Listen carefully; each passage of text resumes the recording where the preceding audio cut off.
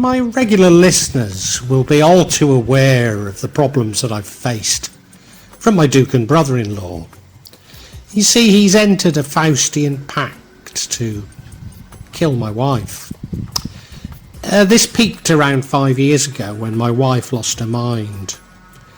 Her recovery took months, during which time she had the mind of a child, whilst her full recovery took years. Although maybe she and I are aware that one never fully recovers from such trauma. I've lost years of my life looking after my wife and researching magic to protect my family and understanding of all that has happened. Foreigners should never approach the police for assistance in Indonesia, but maybe I should include all minorities, including the poor. As justice is like everything else in Indonesia, just another commodity. In any case, the police would never intervene in disputes involving magic, even when there is physical evidence of actual crimes. For around a year it's been obvious that I have got the better of the magical campaign against my wife and family, and that the spells are now returning to him. Not that I completely agree with the Wicca notion of spells returning, but yeah, his karma is coming back. Not that I completely agree with karma. Anyway, you understand what I'm saying. But this has coincided with him becoming more desperate, conducting rituals at gravesides of his ancestors, and in particular his mother and father. This has resulted in the malevolence spilling out to our neighbours and other family members, especially the religiously devout second brother, but also, as I say, affecting him directly. He was very ill as we left Java the last time. My vice was very concerned and visited him, but he used a visit to send more malevolence to her. I've even speculated that he took a jinn inside himself so that he could pass it on to her.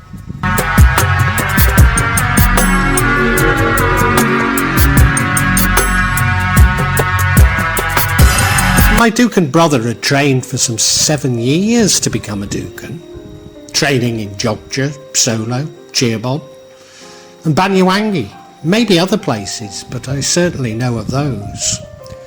Indeed, I know people have travelled from all over Indonesia to consult him on his knowledge.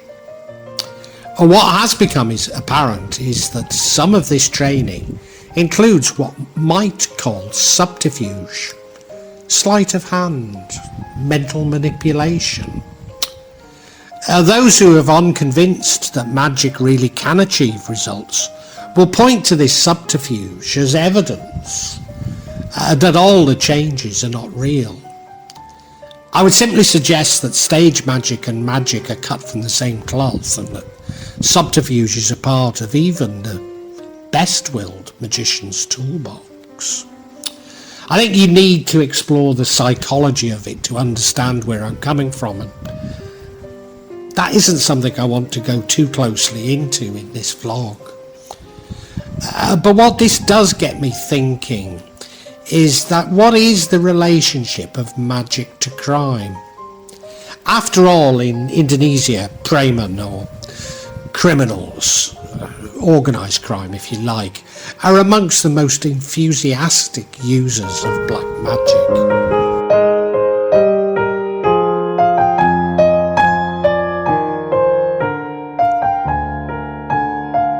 I also need to add that I found my brother to be following a left-handed Tantric path. This is most certainly called a Buddhist path in Indonesia. It certainly comes from the Majapahit era and does have a Shaivistic root.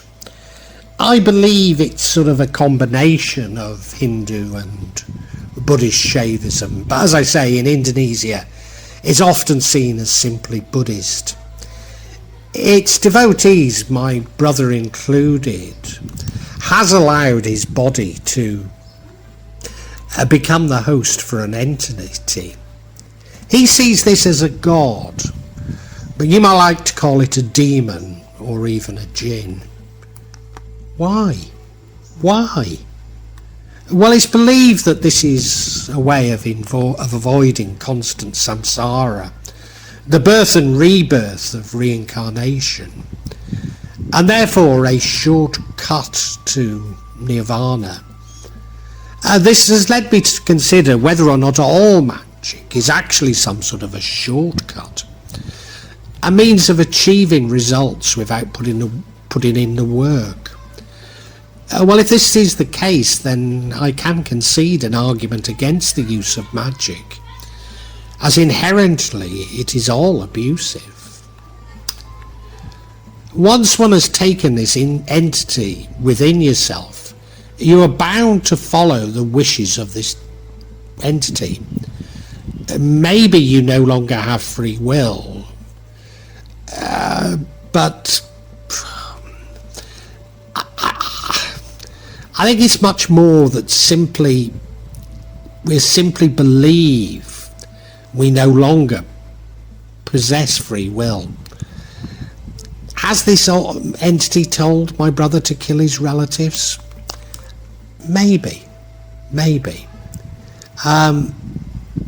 In Indonesia, there is a belief in pesugihan.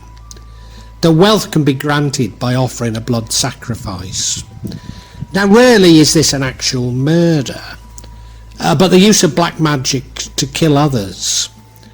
Certainly my brother has visited Gunung where pesugihan rituals occur, in which the unfortunates will ultimately become monkeys on the mountainside, or those using the magic will, should the magic fail to take effect.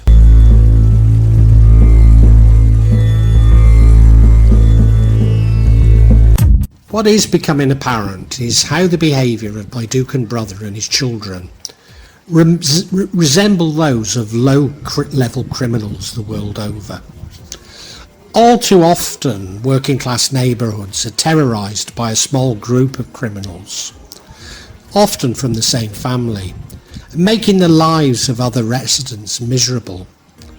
Of course, such abuse of power is simply a reflection of the abuse of power in wider society, but also the degree to which governments and law enforcements have retreated from local communities.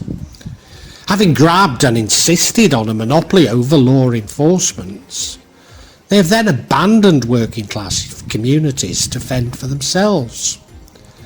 One of the first actions of such low-level criminals is to isolate their victims. For some time we have known that our neighbours have been warned off visiting us by the Dukan's immediate family, probably only with threats of magic, but here in Java that is as real a threat as physical violence. But isn't this victimisation and isolation identical to the victimisation and isolation of minorities in wider society? Racism, sexism, homophobia, Islamophobia, witch hunts, etc., etc., are convenient methods for identifying and isolating victims, often masking real crimes and subterfuge, maybe even masking divide and rule. More recently, it's become apparent that this intimidation now includes handyman that we've used to do our jobs for us, especially as we're often away from Java for months at a time. But it's become increasingly difficult to find reliable handyman. Despite leaving some with money when we leave, it's become apparent that they do not take care of our garden and property while we're away, despite them seeming to have good intentions. Originally, the Dukan brothers' family had believed that we would hire them for all our odd jobs, including we engaged them in the construction of our home. But we removed them when their lack of care, their lack of looking after our needs, and obvious cheating us, cheating us in terms of money, overcharging for materials, etc., became just too apparent to ignore. Now, this isn't uncommon in Indonesia, even with your own family. But, it is the reason why we would never consider using them. So now it's as though they're letting our neighbours know that these are our victims and that they should back off.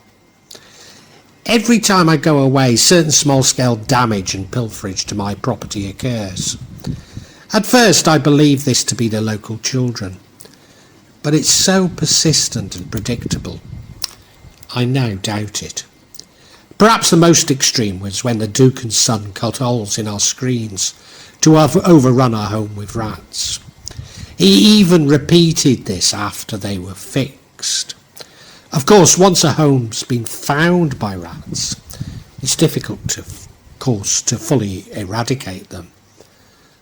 Although for years his family have been stealing my tools from my garden shed. After putting a lock on the shed, they've all but demolished it. All these low-level nuisances slowly begin to affect one's resolve, just as happens in working-class communities the world over, but maybe also in wider society, as we simply grow used to the abuse, even believing that it to be normal, human nature, that effectively there is nothing we can do about it. I'm sure that many of you are appalled by my Duke and brother's behaviour, as am I, probably screaming out that I should have done this or that. But what interests me is at what point, or which point, do we condemn him? So many people that I meet would claim that he crossed the line in his adherence to a tantric left-handed path, without taking any time to understand his path before condemning him. After all, to me, it's a valid religious path. So therefore, could we say it's his use of black magic? But how do we define black magic? Well, maybe it's a difficult line, but few would not include blood sacrifice in a definition of black magic. So yes, he does engage in black magic, using a definition that most people would agree on. But maybe you're unconvinced regarding the effects of magic. You would therefore point to the low-level acts of criminality, to the disrespect, destruction and outright pilferage of my property. It's not for me to impose my beliefs upon you.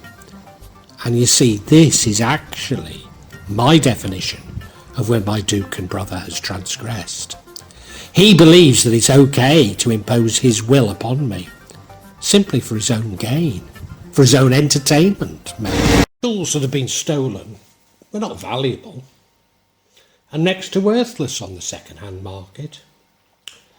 But when looking for tools to effect a repair, they often have a massive impact on my life, as I'm unable to complete the repair. But as I've said, don't my brother's attitudes simply reflect attitudes in wider society? The abuse of power and control is fine if you can get away with it. That life is a competition of natural winners and losers. That the end justifies the mean. That all this is human nature. Allow me to illustrate with a hypothetical example. Imagine you're the political leader, mayor, governor, whatever, king of a somewhat autonomous region, famous for its tourism. Indeed, you're fortunate in that many described your region as a paradise. Now, the health crisis effectively cut off your region, destroying its tourist trade and devastating the economy, certainly for the poor. Imagine how you felt when approached by some business people from a faraway land offering to invest in your region. Now, how would you feel when they let it be known that you should not ask too many questions about the source of their wealth? Change it? Maybe. Would you even be prepared to offer them a degree of protection from the law as they request? What about if they offered you a small inducement to facilitate their investment? I think many would have grabbed this investment. After all, your region desperately needs the capital. As for your incentive, is it not a reward for helping these busy business people navigate the legal complexity of a faraway country? Now, believing themselves to have a degree of immunity, these investors manage to attract the interest and at times condemnation of some locals. The situation rapidly deteriorates when the country they are from enters a war. And many of these investors, their family and friends, and particularly their children, seek refuge in your region. Indeed, many young people descend on your region to avoid being conscripted to fight in the war. Unfortunately, their sense of entitlement and behaviour becomes a major problem for you as a political leader. You begin to speak out against them, even deporting some. This creates a cycle of blame and mistrust between your electorate and all tourists, not simply those who are creating the problems. A disaster for a region that is dependent on tourism. Are you at fault for accepting this rather dubious investment? Yes. Are you at fault for accepting personal payments? Yes. Are you the main villain? Maybe not. You see, the world has become awash with dubious money looking for investment hiding places. Whole industries and countries are devoted to hiding money overseas. So common is this money laundering that it now completely distorts the normal function of economies. That economies can no longer keep up the pretense about the efficient distribution of resources, but are a foil for crime and the extreme redistribution of wealth from the poor to the super rich. That politics no longer exists and is so corrupt that it only serves the needs of the super rich, and that this corruption has infected our every institution, including education and health, so that we no longer have faith in politics, in our institutions, in our universities, in our hospitals, in anything that we once believed in.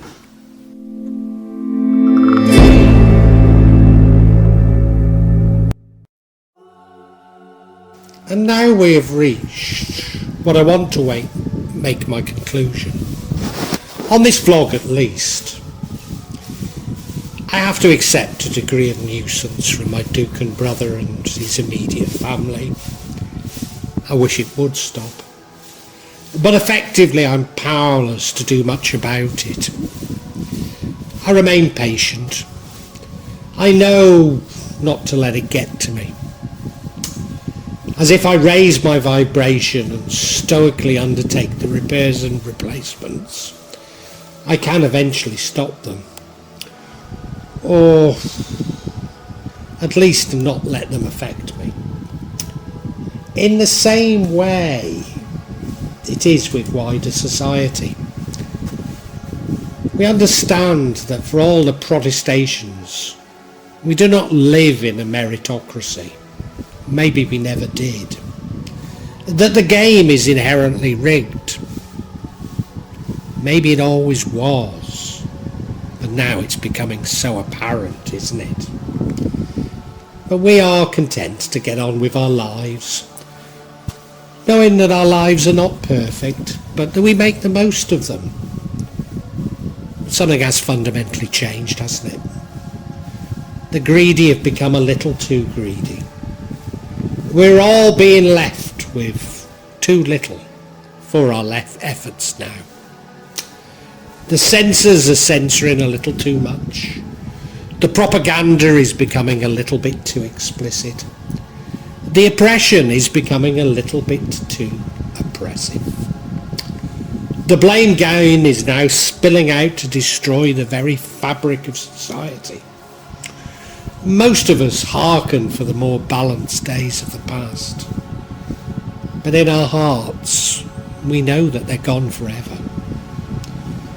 Where does this leave humanity? Well, we can only continue with resolve to raise our vibrations, to identify and then ignore attempts to reduce these vibrations, to remain patient and watch what transpires.